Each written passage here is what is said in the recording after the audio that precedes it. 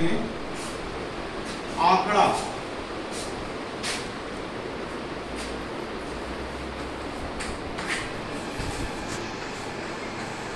आंकड़ा तो इससे स्टार्ट करने से पहले हम लोग कुछ गतिविधि कर लें। जैसे जितने भी यहाँ पर उपस्थित हैं सब बारी बारी से आकर के वेट मशीन रखा हुआ है, इस पर चढ़िए, अपना वजन देखिए और नाम और जितना वजन होता है उसको लिखिए।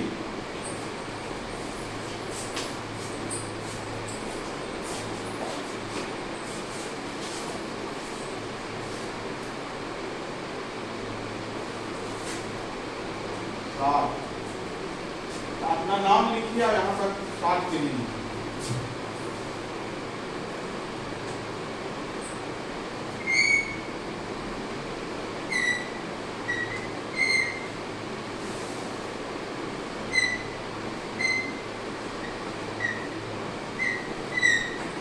चलिए अरविंद जी आप आइए।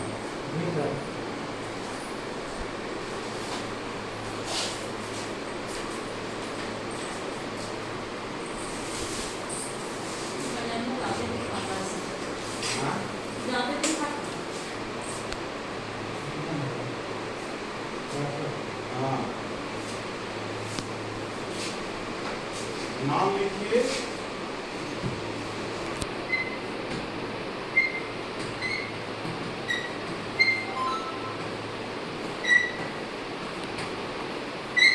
रणधीर जी आप भी आइए।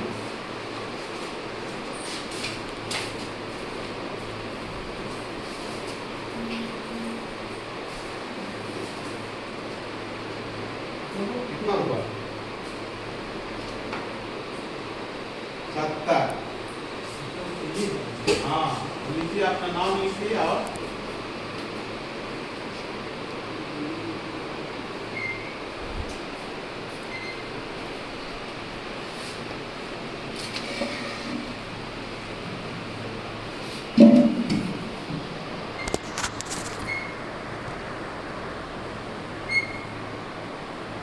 चलिए बैठ जाइए। ये क्या हो गया? ये हम कह सकते हैं इसको कि डीएलएड S9 गणित पढ़ने वाले छात्रों का वजन का सूचना। इसको हम क्या कह सकते हैं? ये लिख सकते हैं इसको डीएलएड S9 मैथ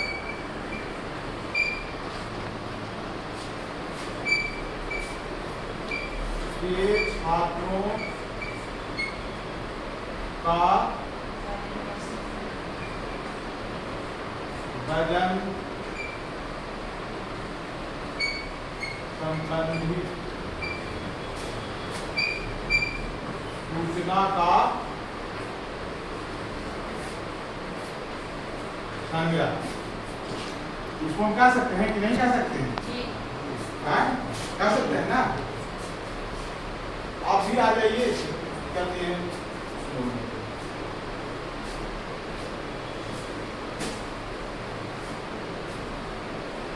78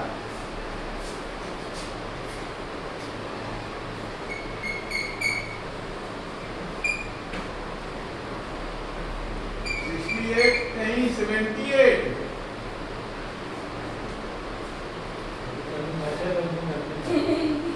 हाँ तो ये हमारे डीएलएड मैथ में इतने छात्र हैं, उनका ये सूचना का संग्रह है। क्या उनका वजन का सूचना का संग्रह है। तो इस तरह के जो आंकड़े हमें मिल जाते हैं, सूचना मिल जाए, इसको हम लोग क्या कहेंगे? इसको हम लोग क्या कहेंगे? इसी को हम लोग आंकड़ा कहते हैं।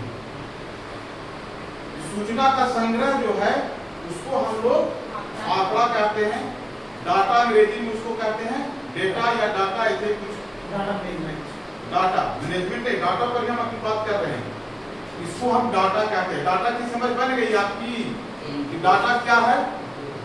सूचनाओं का संग्रह को हम लोग डाटा कहते हैं। अब बात ये आती है कि इसको हम कैसे व्यक्त कर सकते हैं, लिख सकते हैं कैसे, है कि नहीं? तो लिखने के लिए क्या करेंगे? तो सबसे पहले इसमें है कि जो भी हमारे पास आया तो इसे घटते क्रम में लिख सकते हैं, घटते क्रम में लिख सकते हैं या बढ़ते क्रम में लिख सकते हैं। यही दो तरीका हम पहला तो लिख सकते हैं।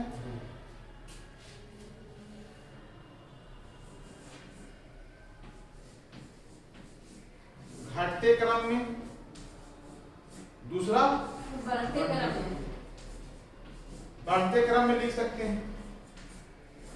तो सबसे पहले जो भी हमारे पास सूचना आया तो इसको हम घटते क्रम में या बढ़ते क्रम में लिखते हैं। और भी बहुत तरीके होंगे जिसे हम बाद में अभी चर्चा करेंगे। अभी सबसे पहले हमें ये जानना है कि डाटा का प्रकार कितने तरह के होते हैं, है कि नहीं? तो डाटा मुख्यतः दो तरह के होते हैं।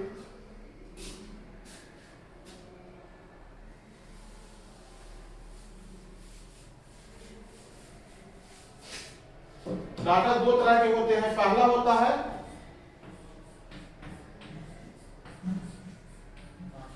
प्राथमिक आंकड़ा,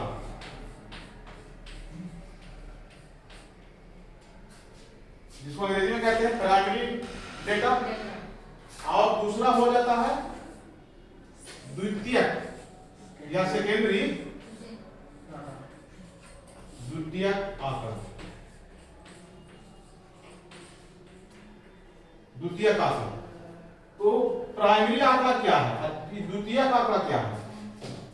तो जो सूचना का संग्रह हम लोग खुद करते हैं, छात्रों द्वारा जो खुद किया जाता है उसको हम लोग क्या कहेंगे? प्राथमिक डाटा।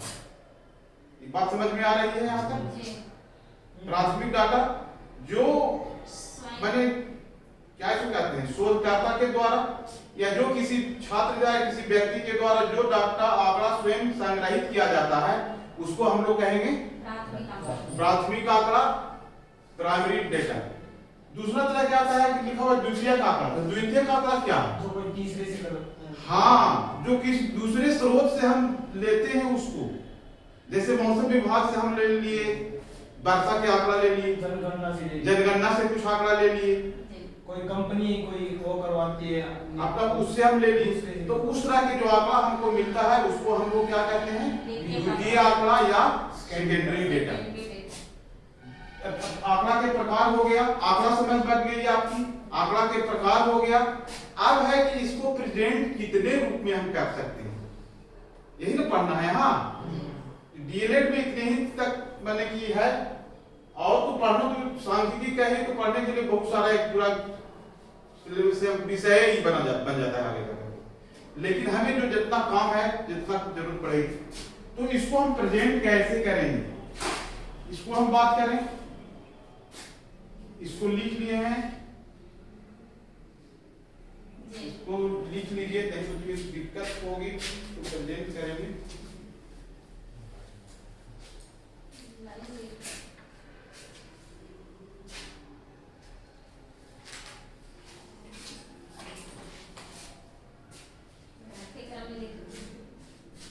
नहीं तो जितना देरी से लिखेंगे पहले वही आपका, आप उससे आगे चलेंगे कितने रूप में हम इसको प्रेजेंट करेंगे।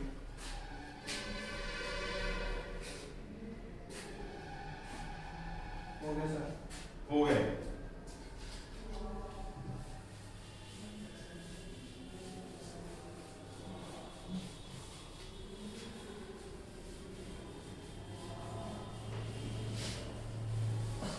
तो अभी तक के हम लोग दो चीज पर चर्चा किए।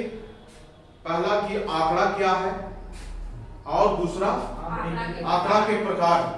दो चीज पर हम लोग चर्चा किए। अब तीसरा चीज इस पर हम कर रहे हैं, आंकड़ा को व्यक्त करने का तरीका।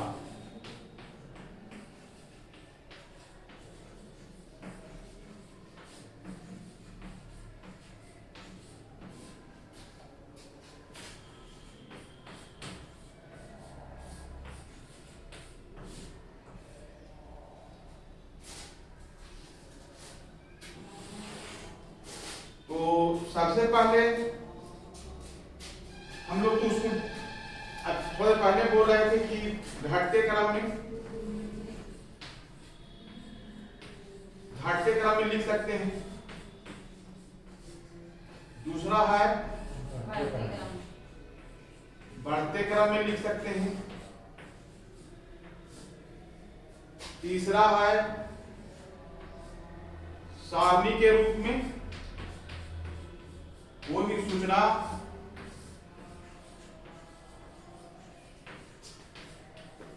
सारणी के रूप में इसको लिख सकते हैं। कोई भी आंकड़ा है उसको, क्योंकि यहाँ पर जो पहले हम लोग किए उसमें 4 ही बच्चे की बात आ रही थी, लेकिन जब बच्चे ज्यादा हो जाएंगे 100-200 में पहुंच जाएंगे जो आंकड़ा हम लोग संग्रह किए हैं, तो उसको घटते क्रम में भी लिखने में दिक्कत होगी और बढ़ते क्रम। तो उस समस्या को दूर करने के लिए हम लोग इसको सारणी के रूप में लिखेंगे। तीसरा है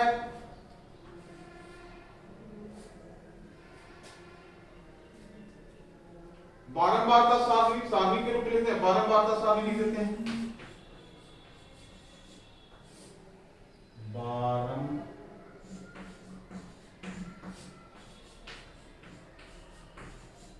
बारंबारता सारणी वही चौथा हो जाएगा ना।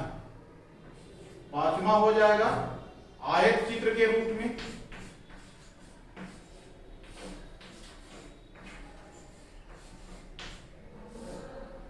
आयत चित्र के रूप में ये, और इसमें मैंने कि लिखा है और भी है इसमें।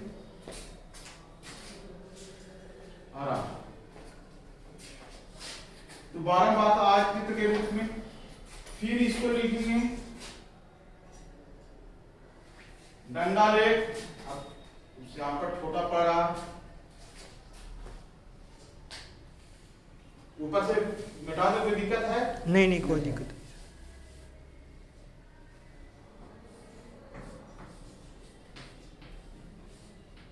डंडा लेख के रूप में।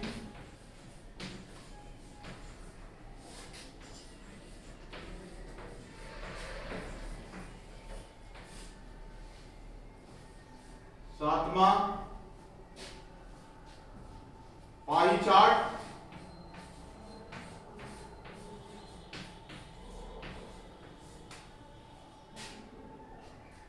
आठवां पिक्टोग्राफ, चित्रालेख।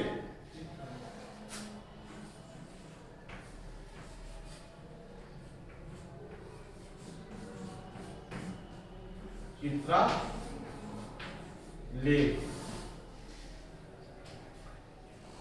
माने कि अब आंकड़ा को निरूपित करने के लिए हम लोग अभी 8 तरह की चर्चा किए।